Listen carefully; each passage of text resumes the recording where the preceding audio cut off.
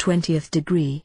Grand Master of all symbolic lodges. The true Mason is a practical philosopher, who, under religious emblems, in all ages adopted by wisdom, builds upon plans traced by nature and reason a moral edifice of knowledge.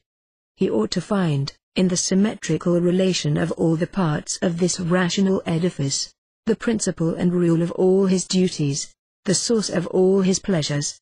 He improves his moral nature, becomes a better man, and finds in the reunion of virtuous men, assembled with pure views, the means of multiplying his acts of beneficence. Masonry and philosophy, without being one and the same thing, have the same object, and propose to themselves the same end, the worship of the grand architect of the universe, acquaintance and familiarity with the wonders of nature, and the happiness of humanity attained by the constant practice of all the virtues. As Grand Master of all symbolic lodges, it is your especial duty to aid in restoring Masonry to its primitive purity. You have become an instructor. Masonry long wandered in error. Instead of improving, it degenerated from its primitive simplicity, and retrograded toward a system, distorted by stupidity and ignorance, which, unable to construct a beautiful machine, made a complicated one.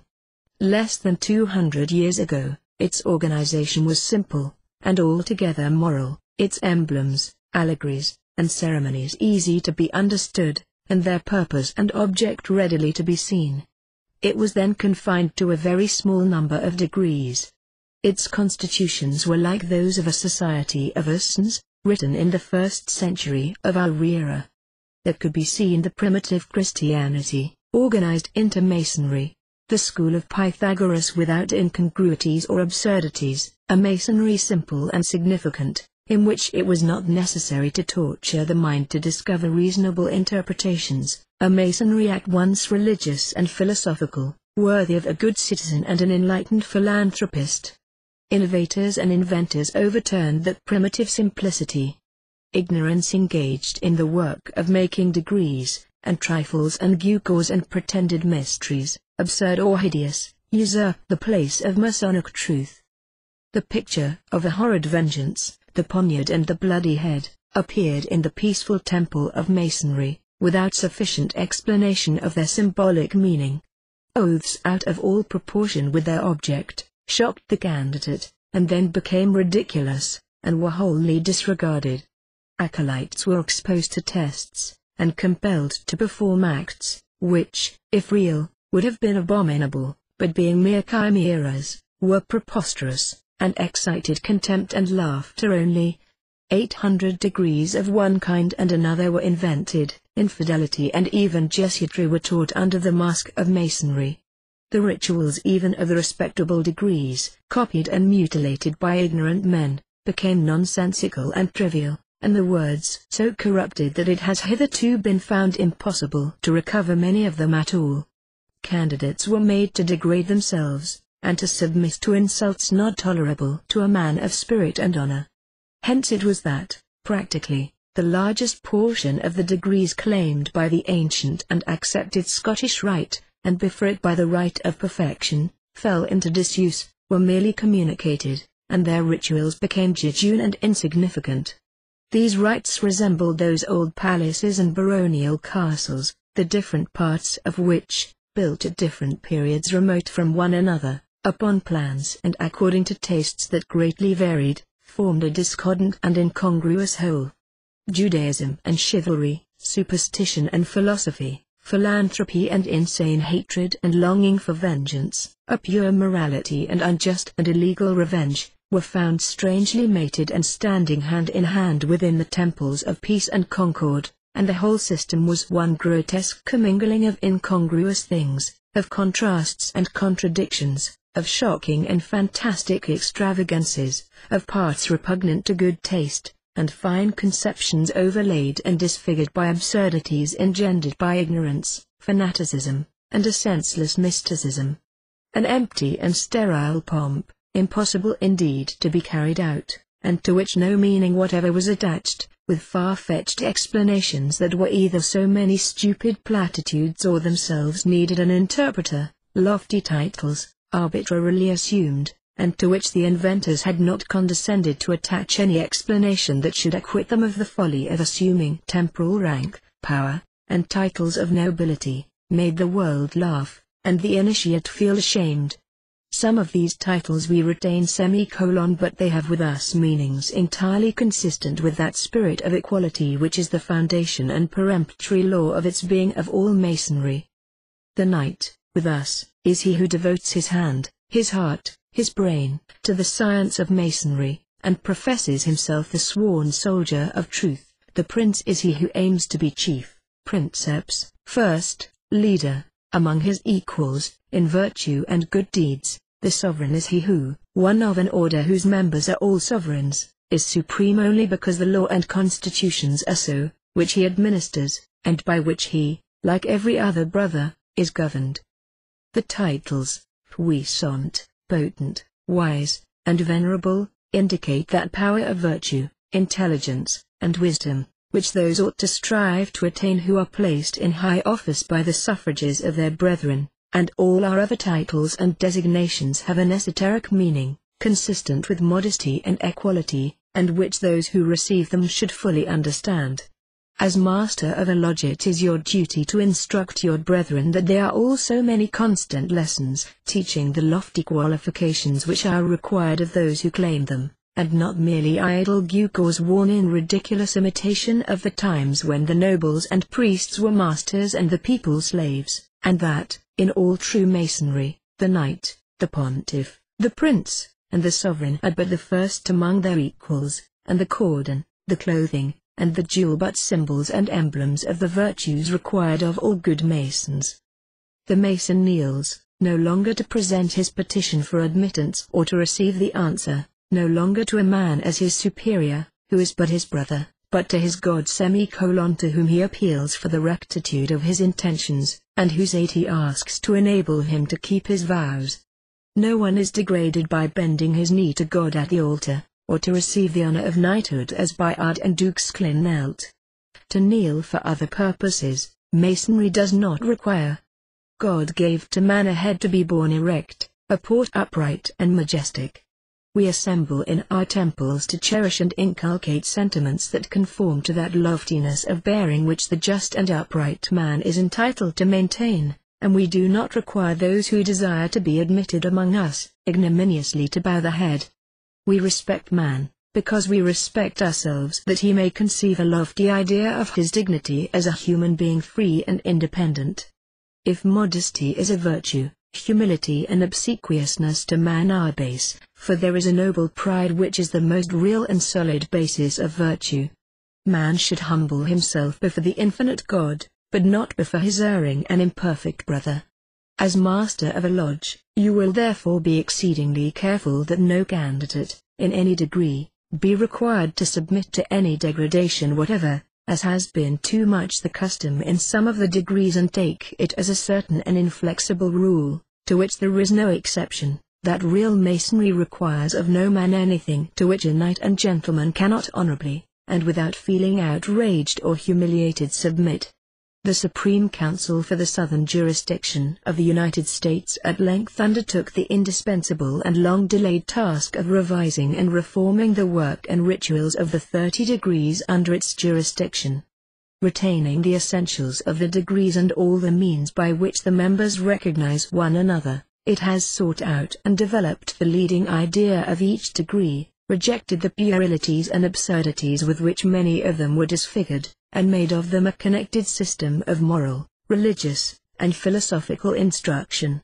Sectarian of no creed, it has yet thought it not improper to use the old allegories, based on occurrences detailed in the Hebrew and Christian books, and drawn from the ancient mysteries of Egypt, Persia, Greece, India, the Druids and the Essenes, as vehicles to communicate the great Masonic truths, as it has used the legends of the Crusades, and the ceremonies of the orders of knighthood. It no longer inculcates a criminal and wicked vengeance. It has not allowed Masonry to play the assassin, to avenge the death either of Hiram, of Charles I, or of Jacques de Molay and the Templars. The ancient and accepted Scottish rite of Masonry has now become, what Masonry at first was meant to be, a teacher of great truths, inspired by an upright and enlightened reason, a firm and constant wisdom, and an affectionate and liberal philanthropy. It is no longer a system, over the composition and arrangement of the different parts of which, want of reflection, chance, ignorance, and perhaps motives still more ignoble presided, a system unsuited to our habits, our manners, our ideas, or the worldwide philanthropy and universal toleration of Masonry, or to bodies small in number, whose revenues should be devoted to the relief of the unfortunate, and not to empty show, no longer a heterogeneous aggregate of degrees, shocking by its anachronisms and contradictions, powerless to disseminate light, information, and moral and philosophical ideas.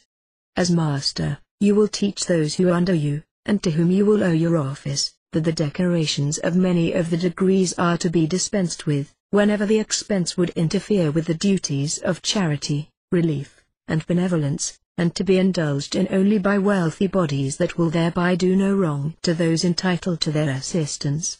The essentials of all the degrees may be procured at slight expense, and it is at the option of every brother to procure not to procure, as he pleases, the dress, decorations, and jewels of any degree other than the 14th, 18th, 30th, and 30th.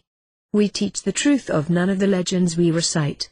They are to us but parables and allegories, involving and enveloping Masonic instruction, and vehicles of useful and interesting information. They represent the different phases of the human mind, its efforts and struggles to comprehend nature, God, the government of the universe, the permitted existence of sorrow and evil.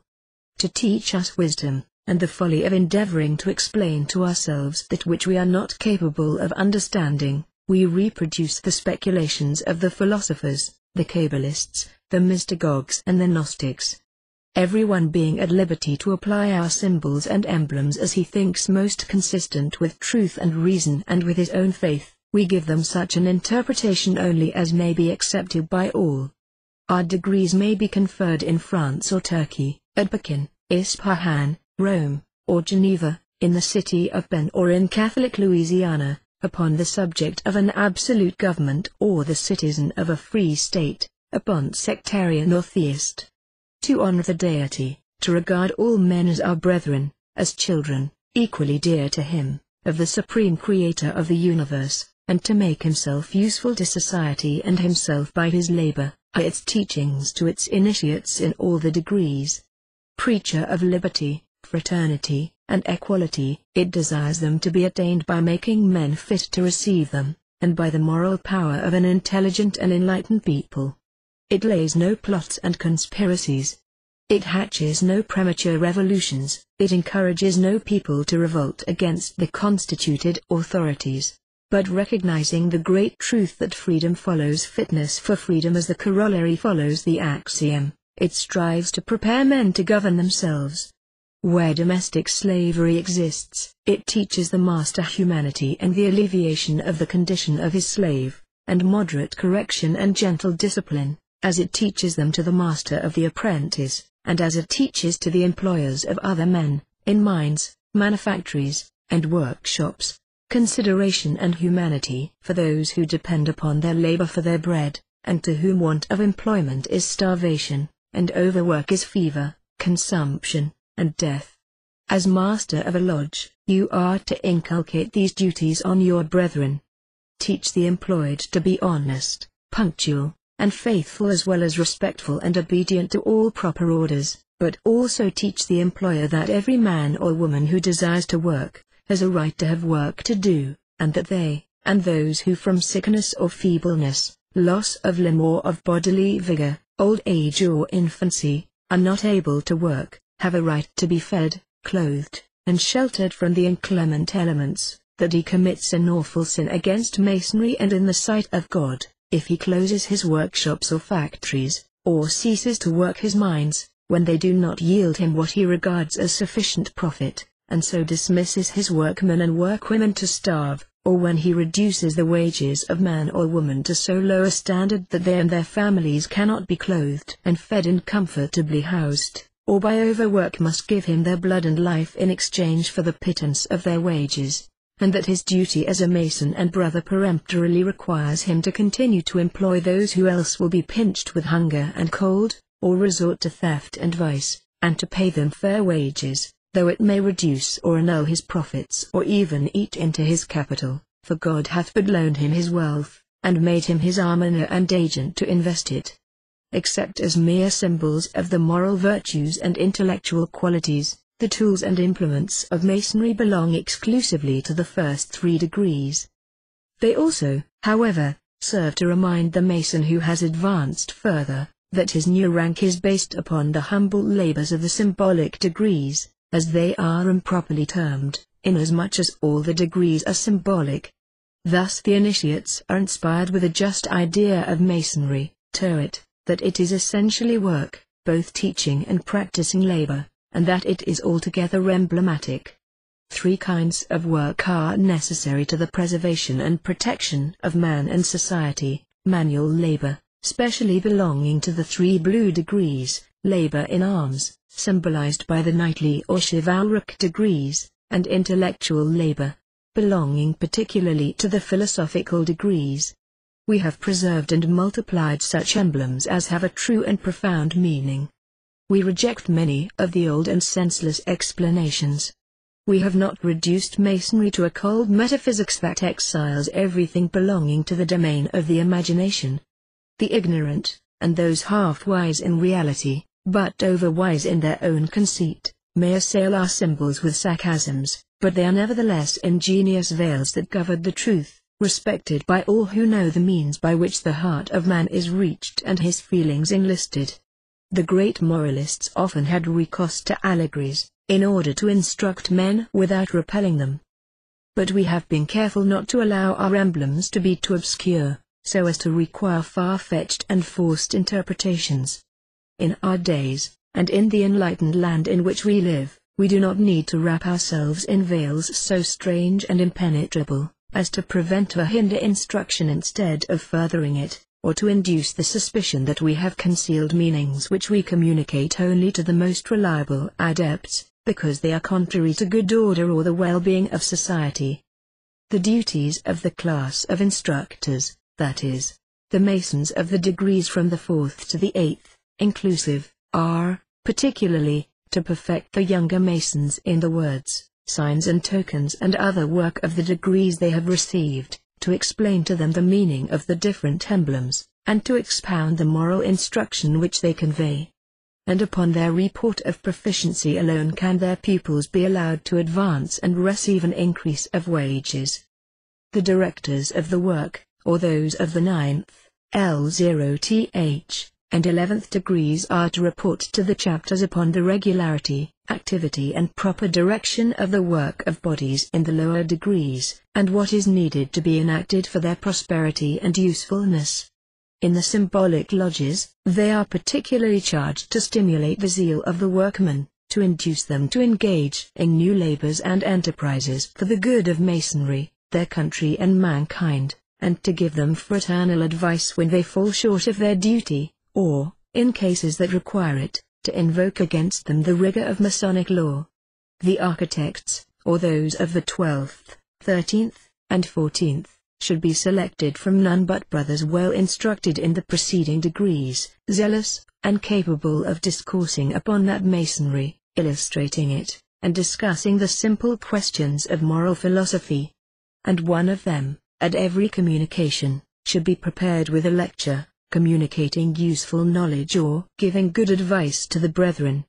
The knights, of the 15th and 16th degrees, wear the sword. They are bound to prevent and repair, as far as may be in their power, all injustice, both in the world and in Masonry, to protect the weak and to bring oppressors to justice. Their works and lectures must be in this spirit. They should inquire whether Masonry fulfills, as far as it ought and can, its principal purpose, which is to succor the unfortunate. That it may do so, they should prepare propositions to be offered in the blue lodges calculated to attain that end, to put an end to abuses, and to prevent or correct negligence. Those in the lodges who have attained the rank of knights, are most fit to be appointed almoners, and charged to ascertain and make known who need and are entitled to the charity of the order. In the higher degrees those only should be received who have sufficient reading and information to discuss the great questions of philosophy. From them the orators of the lodges should be selected, as well as those of the councils and chapters.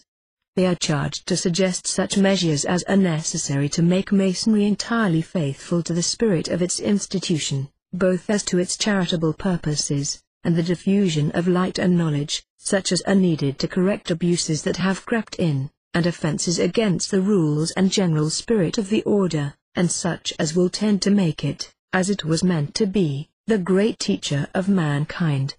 As master of a lodge, council, or chapter, it will be your duty to impress upon the minds of your brethren these views of the general plan and separate parts of the ancient and accepted Scottish Rite, of its spirit and design, its harmony and regularity, of the duties of the officers and members and of the particular lessons intended to be taught by each degree. Especially you are not to allow any assembly of the body over which you may preside, to close, without recalling to the minds of the brethren the Masonic virtues and duties which are represented upon the tracing board of this degree. That is an imperative duty. Forget not that, more than 3,000 years ago, Zoroaster said, "Be good, be kind, be humane, and charitable, love your fellows, console the afflicted, pardon those who have done you wrong." Nor that more than 2,300 years ago Confucius repeated, also quoting the language of those who had lived before himself, "Love thy neighbor as thyself, do not to others what thou wouldst not wish should be done to thyself, forgive injuries. Forgive your enemies."